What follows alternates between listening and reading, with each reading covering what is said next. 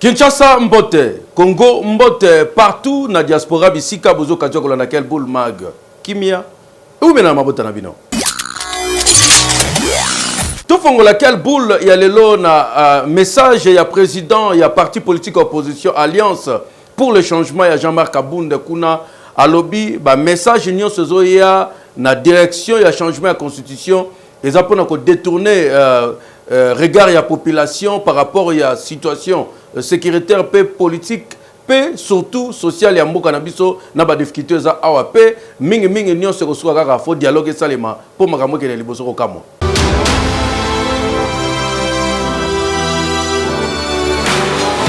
Relancer débat sur changement ya constitution pour na Jean-Marc Abounde président ya parti Alliance pour le changement pe moko opposant RDC atalisi ke ezali bongo pona ko détourner intention na ba vrai problème oyo etungisaka mboka pe ko repousser dialogue inclusif pendant que ba compatriotes belé bazali kokufa na guerre moko juste pe moralement inacceptable et surtout irresponsable politiquement. Atalisi yango na nzela ya compte X na ye oyo bazala ko benga kala Twitter esika alobi ke batu nyonso oyo bazali ko retarder dialogue oyo bako mema responsabilité historique ya koyeba koboya koagir na ta oyo pona ko arrêter ba massacre oyo zali ko selema na SRDC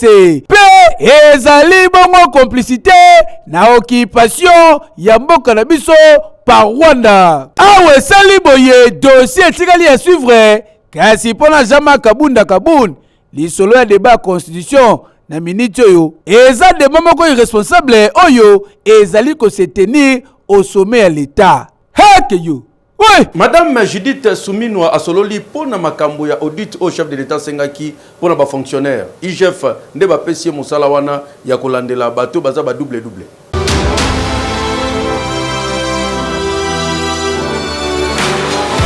Premier ministre, chef du gouvernement, Judith Souminwa, a présidé Kibongo jeudi réunion ya cadrage relative na audit ya état liquidatif ya paye ya bajon paye ba fonctionnaire ya l'état. Bon nimelanga ike première rencontre oyo ezalaki bongo suite ya ba instruction mokonzi mboka Fachi Beton na occasion ya 79e réunion ya conseil des ministres en vue ya ko contenir ba pression croissante exercée sur trésorerie ya l'état par accroissement ya masse salariale. Pondi melanga ike parmi batu ba participaki na séance de travail oyo ezalaki bongo ba vice premier ministre ya budget ya fonction publique, modernisation et administration et innovation du service public, puis ministre de la Défense nationale et des anciens combattants, ministre de l'Éducation nationale, vice-ministre de budget, puis la finance, premier président de la Cour des comptes, puis l'inspecteur général, chef de service, l'inspection générale des finances, IGF na mokuse. Kase sengeli koyebake na kobima na bango. Inspecteur général ya IGF Christophe Vitasimwa a confirmé ki bongo début prochain audit kaka ndenge zali souhaité et pas mokonzi mboka Fachi Beton. Oui, effectivement, nous sortons d'une réunion qui a été présidée par son excellence madame la première ministre, chef du gouvernement. Et la réunion justement réunissait la commission constituée pour faire ce travail-là. Et il en ressort que effectivement le travail va bientôt démarrer. Il sera exécuté sous le pilotage personnel de madame la première ministre, chef du gouvernement, sous la coordination de son cabinet, de l'inspection générale des finances et tous les services sectoriels qui s'occupent du contrôle, notamment les différentes inspections générales sectorielles, de la défense, de la police, de la fonction publique, de l'éducation, et tout cela vont participer à ce travail. Bokanga pe boyebake à travers opération yo, gouvernement souminois va s'inscrire bongo na démarche moko thérapeutique pour ne quoi aborder ba problème structurel ya paye. Enfin, ya quoi aboutir bongo na solution moko définitive, durable sur question ezali sensible pe oye wumeli panda bane belé. Dossier etikali à suivre. Hake yo. Oui. Étudiant ayaki stage mais souka na ngwa komi na zemi basente mais mutache zemi wangani. Ezali bongo magistrat ba otiko condamné ye.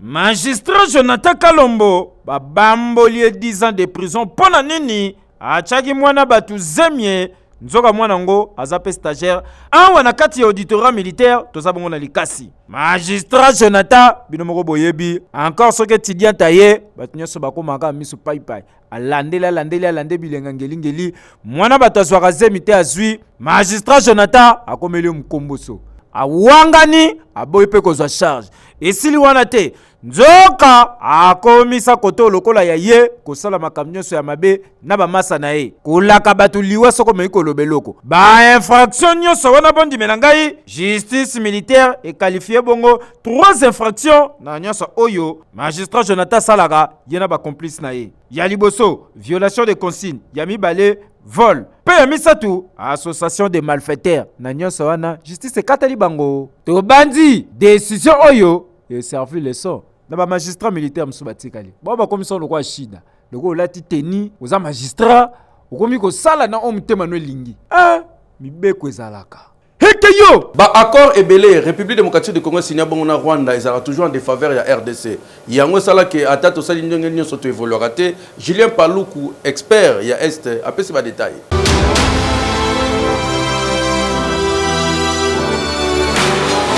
Vous avez commis des erreurs pendant plus de 20 ans en signant des accords de paix. Ça a été des accords de piège. Quand vous analysez, j'ai fait ma thèse sur la conflictualité de la région des Grands Lacs. Quand vous analysez une vingtaine d'accords signés entre les gouvernements congolais, les RCD à l'époque, les CNDP, les M23, vous vous rendez compte que tous ces accords était signé au bénéfice de Kigali. Même quand vous lisez l'accord cadre d'Addis Abeba, vous ne listez nulle part les obligations du Rwanda dans l'accord cadre d'Addis Abeba signé en 2013. Mais vous lisez les obligations de la RDC. Donc tout l'écosystème a été construit pour en fait travailler en faveur du Rwanda que de la République démocratique du Congo. Et c'est pourquoi moi je déconseille, comme l'un des experts de la région des Grands Lacs, la signature de nouveaux accords basés sur le partage du pouvoir. Parce que ça va nous ramener dans ce que le président de la République a décrié depuis longtemps.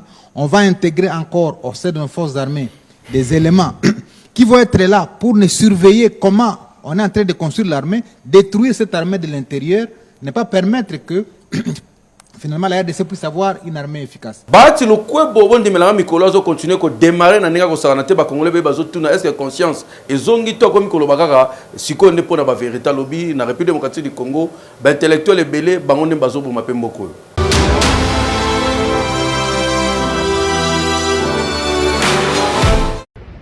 Nous ne pouvons pas nous sentir fiers de ce que nous sommes aujourd'hui. Et nous devons avoir le courage de le dire. Je suis sûr que vous ressentez la même douleur que moi de constater que le mal de la République démocratique du Congo puisse venir de l'élite, de son élite, de ce qu'on appelle les intellectuels congolais. Quand vous suivez certains débats dans les médias, vous vous posez la question si ça vaut encore la peine d'être appelé intellectuel, d'être appelé professeur, parce qu'il y en a qui ne nous honorent pas, il faut l'avouer. Ils connaissent la vérité, mais ils la défendent. pour des raisons qui leur sont propres. Peut-être pour une pitance, peut-être pour un petit poste. FRDC ba otiko découvrir ba Mindu Kebele toza bona province ya Ituri.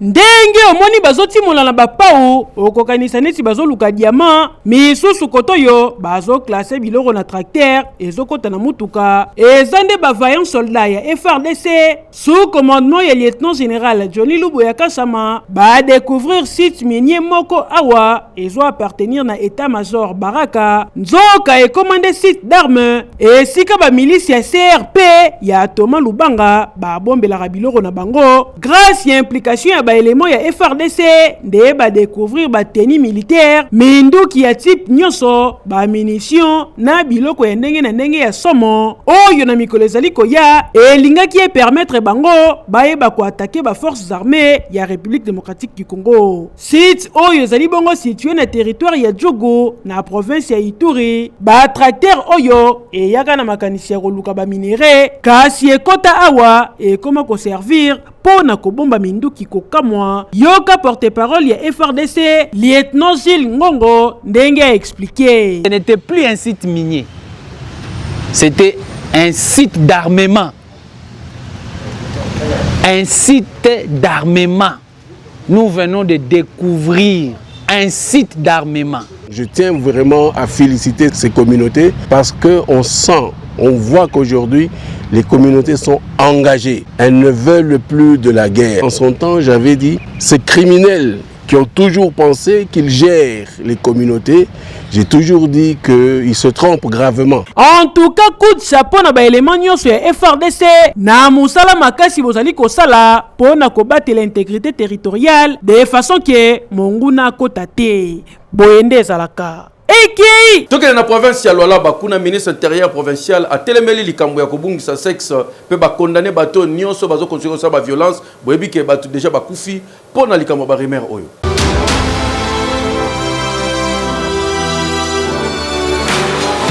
Patriotes de la province du Lualaba, chers habitants de la ville de Kolwezi et ses environs, ainsi que la commune rurale de Fungurumi. Sous l'impulsion et la haute autorité de son Excellence Madame Fifi Masuka Saini, gouverneur de la province du Lualaba, et conformément à la vision du chef de l'État, son Excellence Félix Antoine Tshisekedi Tshilombo, nous venons aujourd'hui vous adresser un message de fermeté et de responsabilité. Nous fustigeons avec la plus grande énergie la recrudescence des cas de justice populaire, notamment ceux liés aux accusations de pratiques fétichistes consistant à prétendre rétrécir ou faire disparaître les organes génitaux, tant masculins que féminins. Ces croyances et violences n'ont aucune place dans une société moderne et dans un état de droit. Je rappelle avec force que toute personne jouit d'une présomption d'innocence jusqu'à sa culpabilité soit établie par une décision judiciaire. Nul n'a le droit de se substituer aux institutions judiciaires. Déjà kana fek basolola ki pona likambo tali matinée fiscale boyebi ke fo bato nyonso ba futa impôt.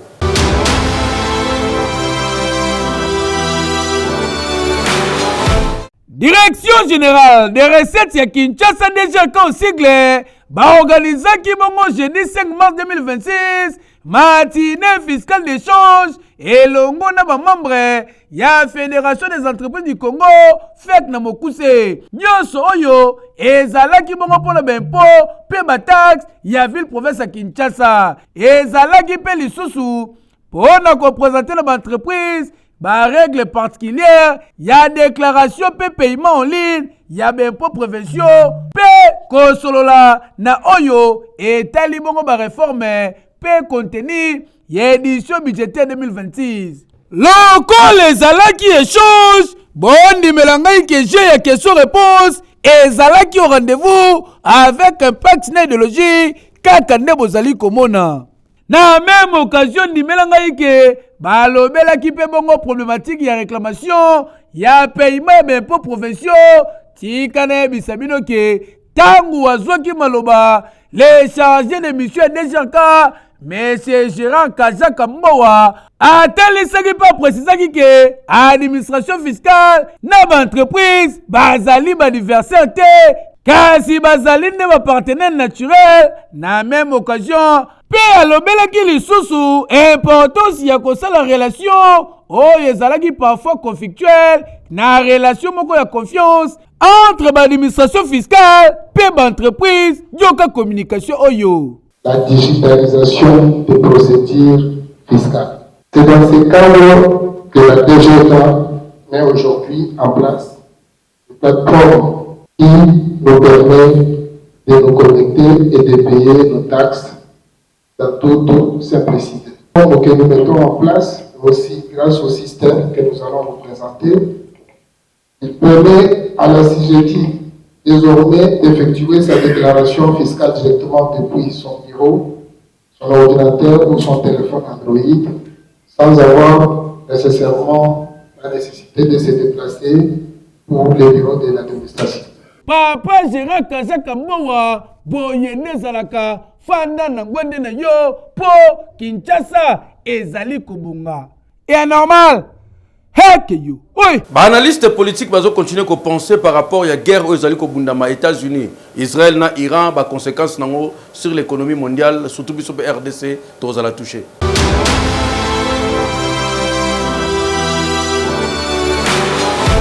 Guerre a un impact direct na biso. Pourquoi? Parce que tout le temps vers la troisième guerre mondiale.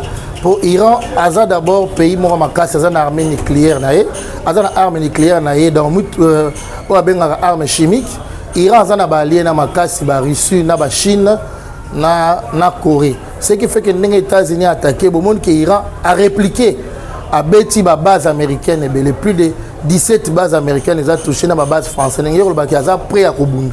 Alors, ce que les États-Unis ont continué à attaquer l'Irak, l'Iran a répliqué, a continué à répliquer et a impacté. Troisième guerre mondiale, la première guerre, la deuxième guerre, tant que Salamaki, on a vu ça, on a vu mais tant que on a perte, on a besoin de renfort humain, tout le monde a besoin de makasi. Babondela bangote bakitaka mundela kichakangi bangona makasi, amimba on ba deuxième guerre mondiale.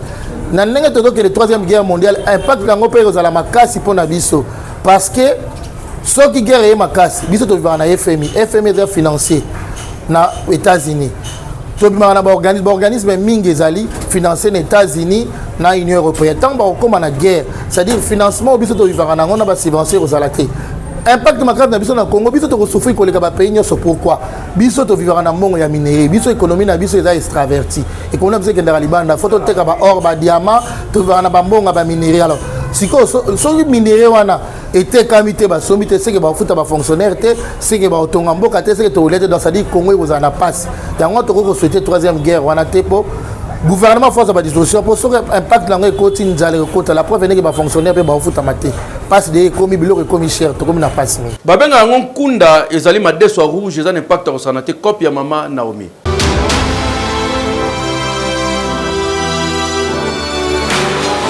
Batu mingi bayokaka bongo nkunda kasi bayebaka yango te soki ezalaka nini exactement. Awa tozali na commune Lingwala na 24 novembre na veni Kato wapi epai toye kokutana na mamu Naomi atekaka bongo mbwengi na loso bie sukali kaka ndenge ezalaka alamukaka deja na butu atokisi mbwengi ba 4 soka bimisi biloko apelisi moto atokisi yango muke mbala moko alandisi mafuta mbile bele nde bozali komona mbwenge zotoka soke beli alambi loso mpanzi bieli nzanza moko atie sukali po elia makakaka na sukali ezalaka na feeling a defwa te bongo posa mayo ezalaka wa soko liango komela mayo bele. La majorité de balia on a Kinshasa mingi ezalaka bandeko na biso ba motocycliste o bakino abanga ba wewa bango iratakate soka bula buli aye awa liena na milima ebele a continent nzela kaka nde bozali komona yoka communication tokisi na butu na 4 heures totie bamafuta baepisi nyonso 6h okomi na prince mpona koteka mpona kolamba yango tozaka nde balamba madeso tokisi otie basauce na ntongo nango bale balingi kotia sukali so moto aboyi totiaka na biso te bamosusu baliaka sans sucre bamosusu baolala sucre obakisi su na mafuta likolo eza kaka place ya kotekela eza te biloko mpe ya kosala bakiti bamesa eza te donc place fixe ya kotekela eza te mpo awa naoteka na prince na balabala bazaka soki bayeba bengani biso ekei des fois mpe bakangi yo biloko ekei osali perte mpona basi bao bakendaka koluka mibale wana namonanga eza inutile koluka mbongo ya yo moko eleki oyo ezowuta na poshe ya mobali donc zala na makasi ya koluka mbongo yo moko olia kolanda mibali na nsima.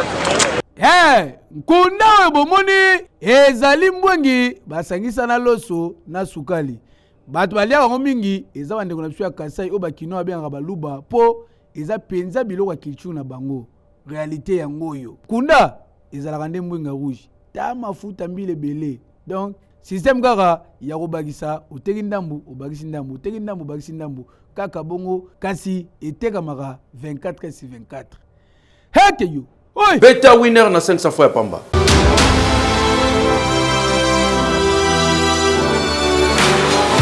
Nous sommes en retard. Bonjour messieurs, prenez place s'il vous plaît. Bonjour. Bonjour. Bonjour. Vos billets sont déjà prêts. Votre billet économique. Merci. Votre billet économique. Merci. Ah, désolé monsieur, vous êtes en business class. Vous pouvez venir avec moi? Ouais.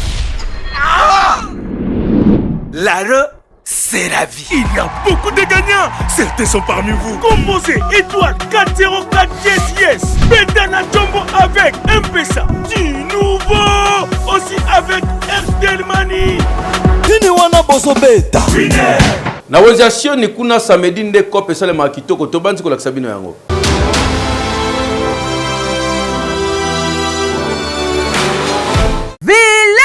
Ntioni ezwami na territoire ya Lukula, précisément na province ya Congo Central. Wenze nango yango yo. Babengaka yango wenze ya Ntioni. Wenze oyo ezala na impact mingi ka samedi. Po bajour mususu biloko etekama nango. Mais samedi nde batu bautaka de part et d'autre na ba village mususu wakati bayaka kaka awa na wenze ya Ntioni. Pona koteka biloko na bango kaka ndenge bomoni bango na babikolo boye babenga yango mingi pa bakongo mpidi pidi oyo yango nde bamemaka nango biloko bauti nango na bavillage na bango bazobima nango awa pona koya koteka na village Ntioni. Awa soki olingi olia bio olia biloko euti tout droit na bilanga to pe na zamba yaka kaka awa na wenze ya Ntioni mingi ezalaka samedi nde okolia biloko ya bio neti makemba pondu safu manyoko na ba pilipili bomoni ya fresh boye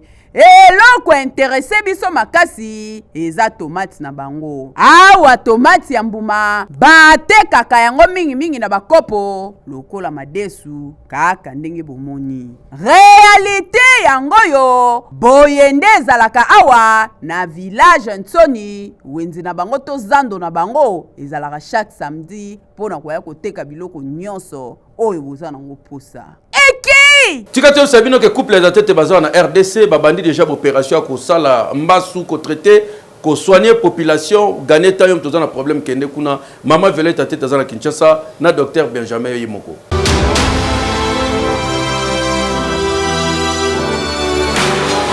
Après avoir kokende mikilia poto kotanga kozwa mayele nde bayaka bongo na République démocratique du Congo ko investir na domaine ya santé. Bango banani ezali bongo couple tatete ya Dr Benjamin Tatete na mama Violette Tatete. Bacha na disposition ba congolais hôpital moderne o ezali correspondre na ba norme internationale awa na RDC. TVC médical oyo esilisa kisakata kiduka pe kisema ya kokendaka kosala mulongo kokenda kozwa soin o na Suisse. o na Inde, o soki wapi, po nyonso deja ezali. Ba service nyonso ezali bongo organisé na TVC médical, e bongo côté ba pareil, wana kututika na yo, ba appareil ya qualité supérieure, e bongo côté ya ba personnel, kuna kututika na yo, hautement qualifié,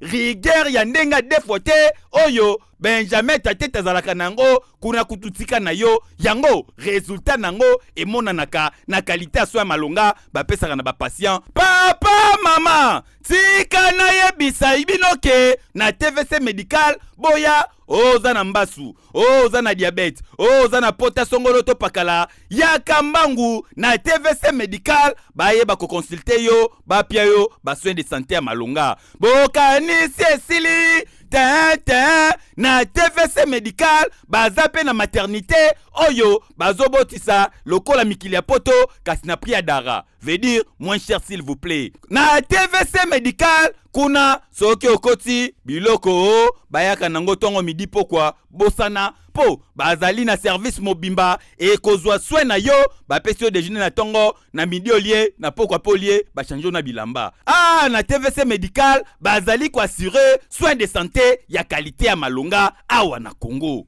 Ekei! Na kininga centre tokutani na situation oyo tokamota la pharmacie dans la population koto bwana idete.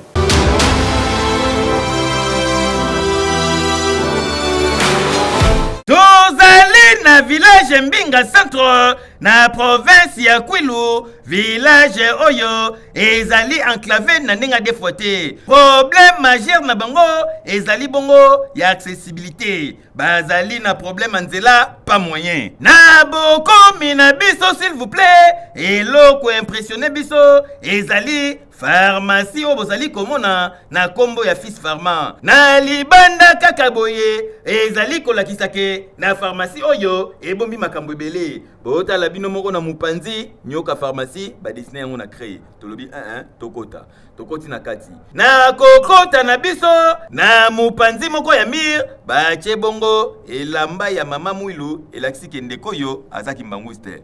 Na mupanzi mususu ba liputa ya chef de l'état bien maboko ya victoire na senango bota la bino moko batandi liputa na mesa place batie ba produit. Pour la plupart ba produit tokuti awa ezali kaka ba calmant okokuta bongo aspirine, Novalgine, Camokine, pe bakisi kaka oyo ya ba premier soin kasi conservation nango pasi pe mawa. Bota la bino moko na place à plafond batie bongo sac o bozali komona.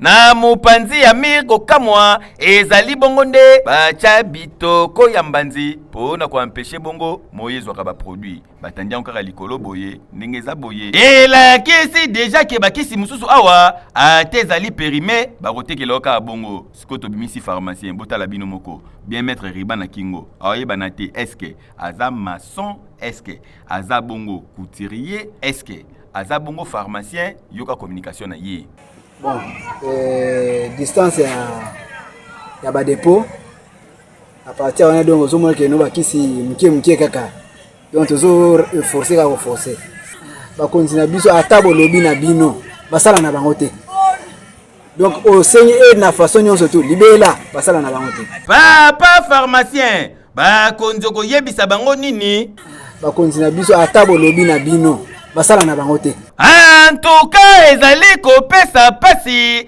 na musala ya bakisi na République démocratique du Congo kokamwa en plein 21e siècle awa na province ya Kwilu pharmacie centrale na bango yango yo eta nango tala ba produit mususu awa soki ezaki aspirine mususu déjà koma nango bikedi ba otekela nka batu boye ya normal te botala pena tala yo moko tala okuna tala kotikuna pasi pema ouais.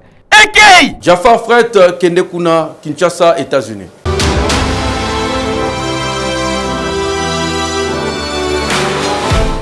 Bonne nouvelle, sango ya kitoko, pona bana nyonso ya États-Unis d'Amérique pe ya Canada. Bolelaki mingi, soki bata Kinshasa babengi, ya bwakelanga t-shirt wana, ya bwakelanga basket wana, kolelezelaki mingi tokotina nango ndenge nini. Lelo tozali koloba bo solution ye na ba porte na bino botu nanga nini Cyber Café Jafar aye ko répondre na ba besoin na bino tinda kolina mbongo ya mukelekete fourmi to mpe bacourrier nyonso boza nango kolongwa Kinshasa Canada kolongwa États-Unis Kinshasa bana Kinshasa bana États-Unis bana ya Canada solution yango yoe pona cyber café Jafar awa bakoli ezali kotindama nyonso na bilamba bolukaka o babodi o bablouson to mpe bacourrier na biloko ya kolia nyonso boza nango mposa elongwa Kinshasa ekende Canada to mpe kende États-Unis misusu elongwa États-Unis to mpe kota Canada na ya Canada ekota États-Unis to ya Kinshasa na cyber café Jafar bazali kobeta yango tete kobomba te panza sango sango ya malamu bapanzaka yango mpo esunga bandeko ndenge moko mpe na bato ya Chine Belgique France cyber café Jafar abosani bino te mpo benga na banimero oyo mpo na kotinda bakoli na bino elongwa bamboka ya bapaya ekota Kinshasa to mpe bakoli ya Kinshasa ekende na mikili ya bapaya na Congo Kinshasa Congo Brazzaville lelo cyber café Jafar na mbula sika to esusu na makambo ya sika donc to fungoli bino agence pour la routine ba petit colis na ba courrier à partir ya États-Unis Canada Belgique France na Chine donc cyber café Jafar pesa on a ko na osoma bino na problème na bino surtout ya ba petit colis na ba courrier vous la courrier na yo oye na cyber café Jafar qui routine ya mon États-Unis Canada na ba pays surtout wana oza la petit colis na yo oye to routine le peut toujours sécuriser en métro et comme na temps que na prix à mourir. Oh, tunenga adresse ezali place à kobunga te na cyber café Jafar bon marché pembeni kaka ya Rao banko kocho za mobimba boyende ezalaka eke yo na province ya Kwango kokamwa bakangi ba mipanzi ezwe banateza ya nyama nini na bateki bazoko kwa koloba te na batu pe bazoko somba bazwe bateza mipanzi ya nyama ya batuto ya nini kokamwa la police akangi ngo pe batumbi misusu.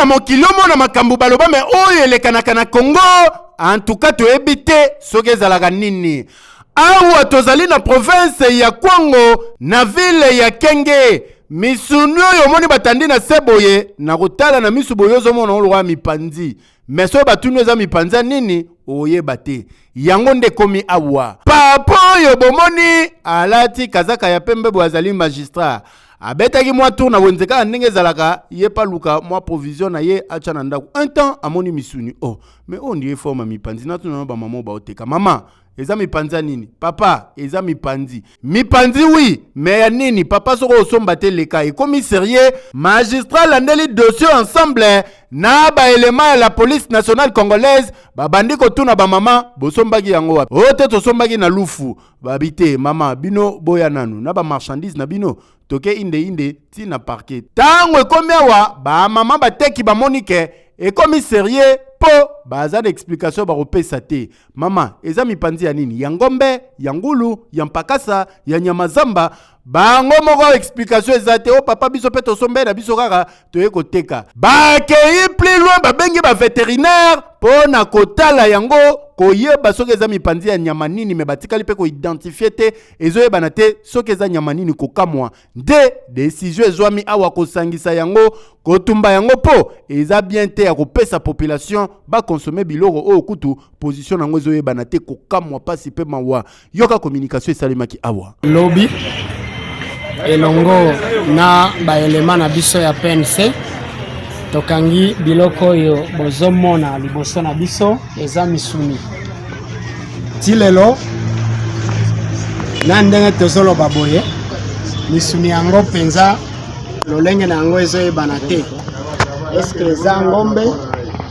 eske eza ngulu eske eza misuni ya zamba ti sikoyo ezoyebana malamu te oyo ezosenga OCC pe basala musala na yango na ba service elandelaka biloko pona ko éviter koliesa ba congolais biloko boye et normal te félicitations na service basali musala oyo ti ba koma na niveau ya kotumba pe kokunda yango yalaka nini keyo voilà quelle boule mag silibo comprendre que toi qui na problème technique ya osakana te lelo nyonso salami na rapidité kimia na mabuta na bino